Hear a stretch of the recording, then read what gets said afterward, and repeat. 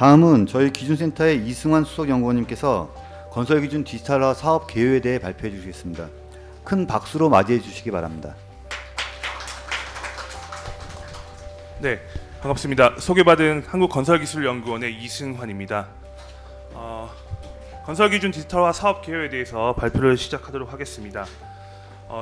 제 발표에서는 이후 발표에서 상세한 내용들을 이제 발표를 해주실 텐데요. 제 발표에서는 간략하게 저희 사업에 대한 배경과 주요 개념, 그리고 추진 현황, 그리고 기대 효과에 대해서 말씀드리도록 하겠습니다.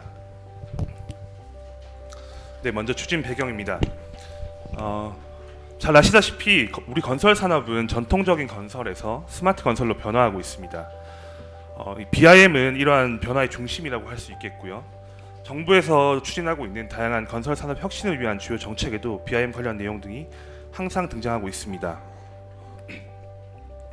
BIM은 시설물 생애 주기에 걸쳐 생성되고 활용되는 정보를 통합해서 처리, 관리할 수 있도록 구축된 3차원 정보 모델이라고 할 수 있는데요. 과거부터 현재까지는 2D 도면과 구조 계산서와 같은 설계 정보를 별도로 관리를 해왔다면 BIM에서는 3차원 형상 정보 모델을 중심으로 해서 다양한 건설 정보들이 통합돼서 관리될 수 있다는 개념입니다. 우리나라의 BIM 레벨 성숙도는 레벨 0에서 1 정도 수준이지만 영국과 같은 기술 선도국에서는 레벨 3단계를 목전에 두고 있습니다. 레벨 3단계가 되게 되면 다양한 건설 정보들이 상호 호환, 연계되는 형태로 BIM을 중심으로 형성이 되게 되는데요. 지금 최근에도 우리나라 업계에서도 BIM을 많이 활용을 하고 계시지만 이러한 정보들이 디지털화되어 있지 않고 BIM의 정보 체계화에 맞춰져 있지 않기 때문에 BIM으로 설계를 하실 때도 단순히 도면만 그리게 되고 건설 기준을 확인하실 때는 문서 파일을 찾아보게 되는 그런 불편한 점이 있습니다. 결국 최종적으로 BIM 3단계에 도달했을 때 다양한 건설 정보들은 BIM 소프트웨어 내에서 BIM 정보 체계에 맞도록 디지털화가 필요하다라는 말씀을 드립니다. 다음은 건설 기준에 대해서 말씀드리도록 하겠습니다. 우리 건설 기준은 1962년도에 콘크리트 표준 시방서가 최초 제정된 이후에 총 52종으로 확대 개편돼서 운영이 되어 왔습니다. 2016년도부터 효율적인 관리를 위해서 코드 체계로 개편되었고요. 앞서 설명드렸던 바와 같이 빔 도입이 확산됨에 따라 디지털화 요구가 증대되면서 저희 국가건설기준센터에서는 2021년도에 디지털화 로드맵을 수립하였고요. 22년도부터 본 사업을 추진하고 있습니다.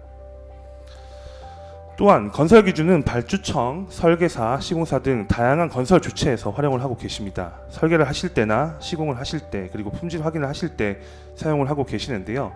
저희 건설 기준이 약 1200개 코드로 상당히 방대한 자료이기 때문에 건설 기준을 분석하거나 활용하실 때 많은 경험과 시간이 필요하고요.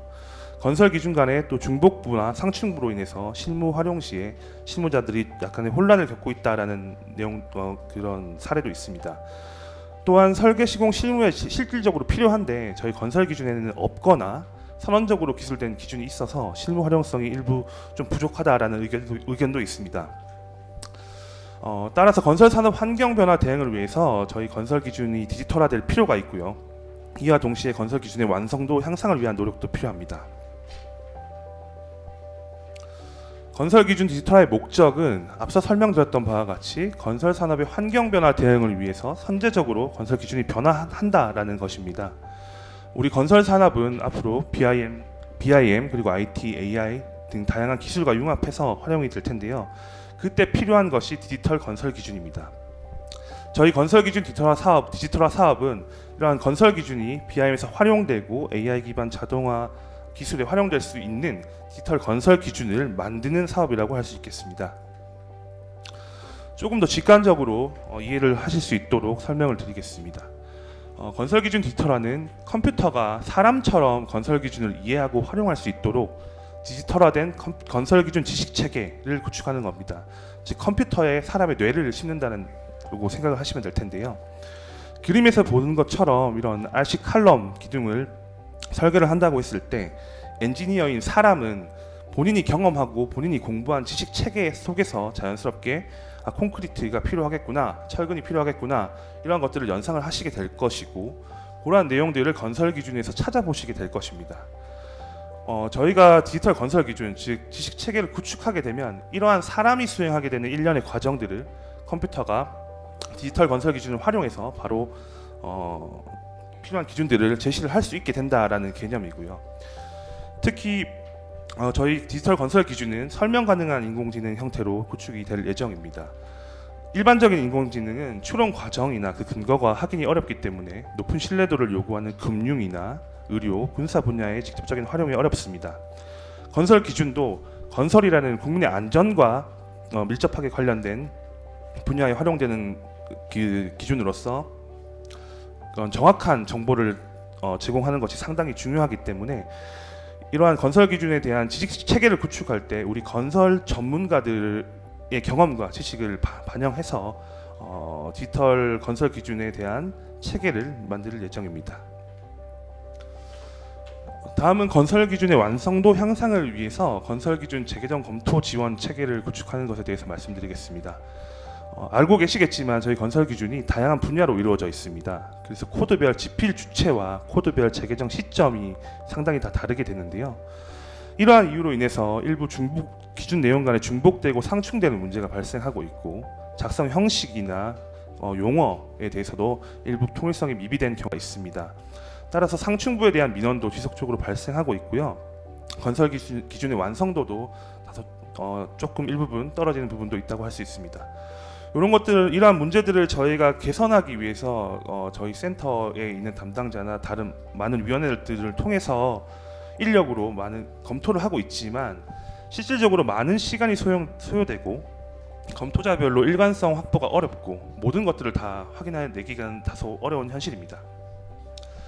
그래서 23년도에는 저희가 이러한 문제들 중에 건설 기준 내용 간에 중복되고 상충되는 부분들을 좀 찾기 위해서 자연어 처리 기술, 대규모 언어 모델, 그리고 AI 학습 기술 등을 도입해서 건설 기준 내의 중복 상충부 검토 지원 체계를 구축했습니다. 다음은 저희 사업의 추진 현황에 대해서 말씀드리겠습니다. 저희 사업은 국토교통부의 기술혁신과와 그리고 저희 연구원의 기준센터 그리고 위탁 연구기관 총 3개의 주체로 이루어져 있습니다. 기술혁신과에서는 정책 수립과 예산 확보에 많은 도움을 주고 계시고요.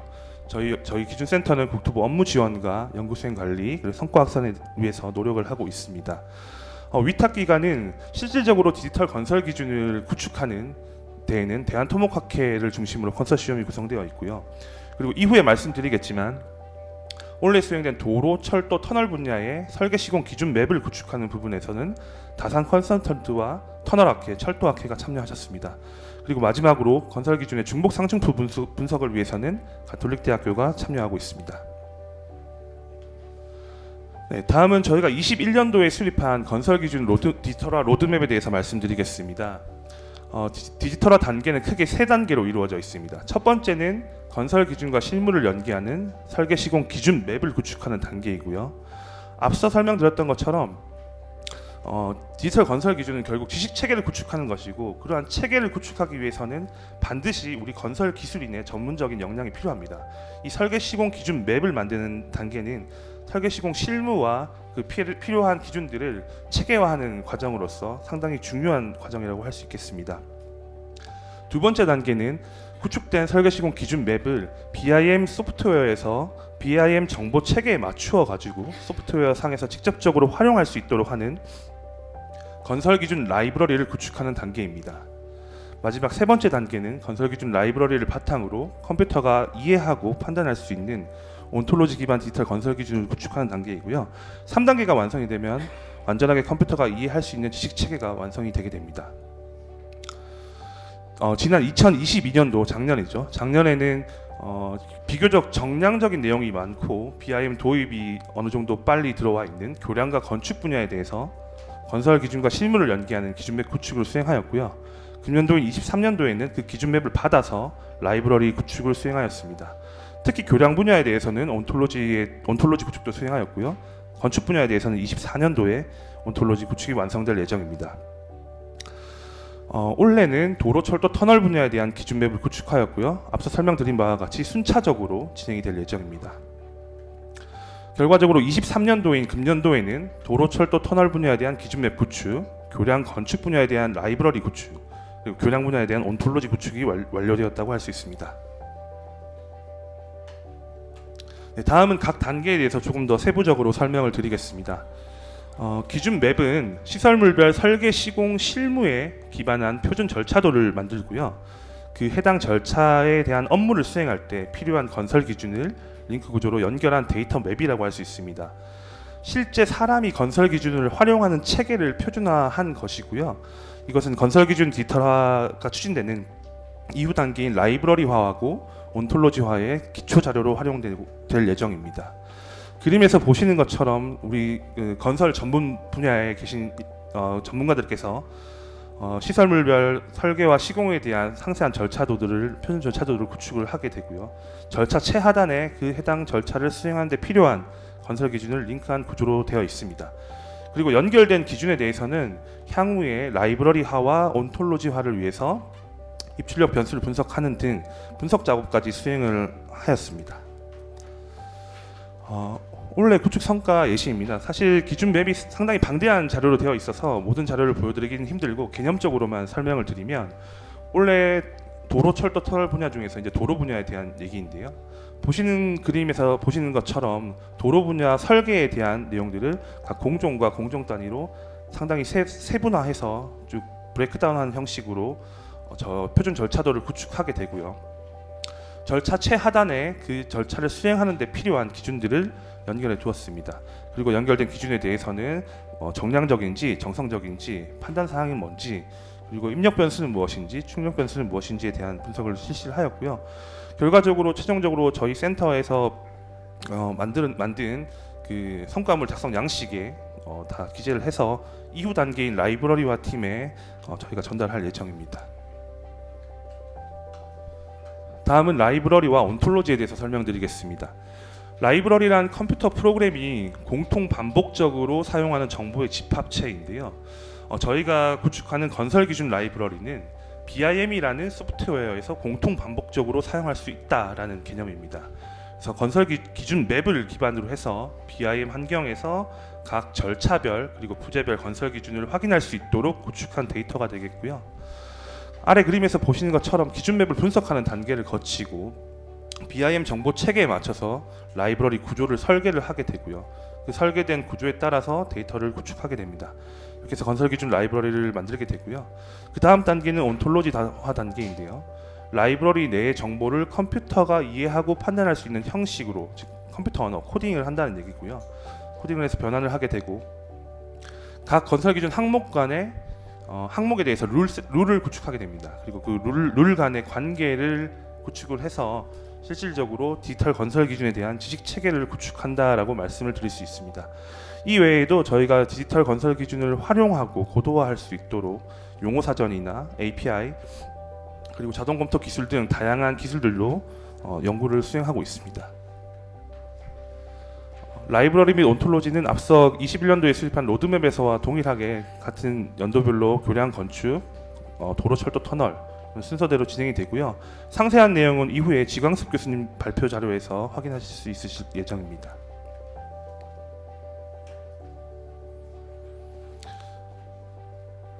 네, 그러면 저희 그 디지털 건설 기준을 만들 때 성과물이 총 세 가지죠. 기준 맵이 하나 있을 거고 라이브러리가 있고 온톨로지가 있게 됩니다. 그것들을 어디에 활용을 하느냐 간단히 개념적으로 설명을 드리겠습니다. 기준 맵은 내비게이션에 비유를 한다면 경로를 탐색하는, 검색하는 기능을 수행을 합니다. 즉 시설물별로 실제 내가 무슨 설계를 수행한다라고 했을 때 그 설계에 대한 표준적인 절차와 관련된 기준들을 각 절차별로 제공을 해주는 기능을 하게 되고요. 라이브러리는 이러한 기준 맵을 BIM이라는 소프트웨어에서 실질적으로 활용하고 설계자는 BIM으로 설계를 할 때 BIM 소프트웨어에서 라이브러리를 콜해서 그 BIM 그 건설 기준 라이브러리가 가이드해주는 것들을 확인하면서 설계를 수행할 수 있게 됩니다. 그리고 건설 기준 온톨로지 같은 경우는 내비게이션에서도 마찬가지지만 저희가 이제 운전을 할 때 교통법규 과속을 한다거나 이럴 때 경고를 주게 되는 것처럼 실질적으로 설계한 내용, 설계 성과품이 건설 기준에 위배한 내용이 있다라는 것들은 자동적으로 체크해서 부적합 판정을 내리게 되고 실제 사용하시는 분들은 설계 과정 혹은 설계 성과품을 검토하시는 발주청에서도 건설 기준에 위배된 사항들을 자동으로 확인해주기 때문에 좀 더 편리하게 확인을 하실 수 있을 것으로 예상됩니다. 네. 아래에는 영상인데요. 지금 영상이 좀 나오지 않고 있는 것 같은데 뒤에 구본상 교수님 발표 자료에 있는 동일한 영상이고요. 구본상 교수님께서 상세하게 설명을 해주실 예정입니다. 네, 그리고 저희가 그 디지털화 1차 첫 번째 로드맵을 21년도에 수립을 했었는데 저희가 2차 로드맵을 금년에 좀 안을 만들었습니다. 목적은 건설 전 분야의 건설 기준 디지털화를 확대 추진하겠다라는 것이고요. 오른쪽 아래 그림의 표에서 보시는 것처럼 작년에 국토부에서 발표하신 내용인데요. 하천과 항만 같은 수자원 수처리 시설물에도 BIM을 단계적으로 이제 확대하겠다라는 계획이 있으십니다. 근데 저희가 1차로 수립한 로드맵에서는 이런 수자원과 수처리 시설물이 빠져 있기 때문에 저희가 이번에 좀 추가를 해서 2025년도부터 좀 단계적으로 확대를 하려는 계획을 추진하고 있습니다. 이러한 내용들은 향후에 이제 환경부 그리고 농림부 협의를 거쳐가지고 계획을 확정한 후에 국토부 승인을 받아서 추진을 할 예정입니다. 네, 그리고 앞서서 설명드렸던 건설 기준 완성도 향상을 위해서 중복 상충부를 검토하는 시스템에 대해서 간략하게 말씀드리겠습니다. 아래 그림에서 보시는 것처럼 컨셉은 다음과 같습니다. 이미 약 엄청난 분량의 한국어가 사전 학습된 거대 한국어 언어 모델은 이미 많이 있습니다. 그러한 한국어 언어 모델에다가 저희 건설 기준 그리고 건설 분야에 대한 연구 보고서나 논문 등 다양한 건설 분야에 대한 텍스트들을 학습을 시키고요. 즉 건설 분야에 특화된 언어 모델을 만든다라는 얘기입니다. 이후에 그 언어 모델에 건설 기준에서 중복되고 상충되는 부분들에 대한 학습을 추가로 진행시켜서 이러한 그 언어 모델을 통해서 건설 기준의 중복 상충부를 찾겠다라는 내용이고요. 금년도에 이제 가톨릭 대학교에서 과업을 수행해서 이제 프로그램까지 이제 만든 상태입니다. 그래서 보시는 것처럼 저희가 재개정안을 만들었을 때 한글 파일을 업로드하게 되면 건설 기준 DB와 맞물려 가지고 그 어디가 중복되는지, 어디가 상충되는지를 상세하게 도출해 줄 수 있는 시스템을 구축하였고요. 상세한 내용은 저 바로 다음 발표인 김강민 교수님께서 말씀해 주실 예정입니다. 네, 마지막으로 기대 효과입니다. 일반 지도가 수치 지도화되어서 내비게이션 산업이 활성화되고 최근에 다양한 기술들이 활용되는 것처럼 저희 건설 기준도 디지털 건설 기준을 구축하고 그로 인해서 건설 산업의 BIM 활성화에 기여할 수 있을 것으로 생각이 되고요.